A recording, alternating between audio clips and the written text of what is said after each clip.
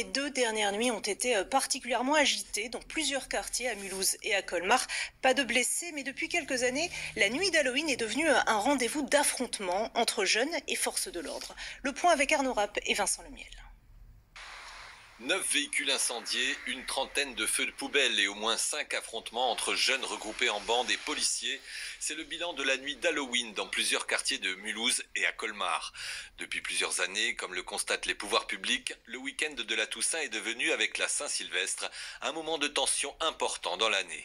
Je ne sais pas pourquoi Halloween, pourquoi ils se sont saisis de cette fête, mais en tout cas, toujours est-il que nous avons constaté effectivement une augmentation sensible des violences urbaines sur notre territoire, avec aussi, et c'est à remarquer, des jets de mortier sur les forces de l'ordre, ce qui est proprement inadmissible. Des affrontements prévus par les forces de l'ordre. La présence d'une demi-compagnie de CRS a permis de limiter les dégâts. Sur Mulhouse, il y avait quand même une anticipation avec une demi-compagnie de CRS qui était là, qui nous ont permis d'anticiper un petit peu et répondre directement et rapidement aux regroupements et puis aux violences urbaines.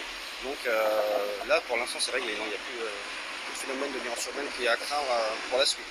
À Colmar, un équipage de police a essuyé des jets de boules de pétanque. Un individu a été interpellé, l'enquête est en cours. 2 nuits de violence urbaine dans le Haut-Rhin, aucun blessé n'est à déplorer.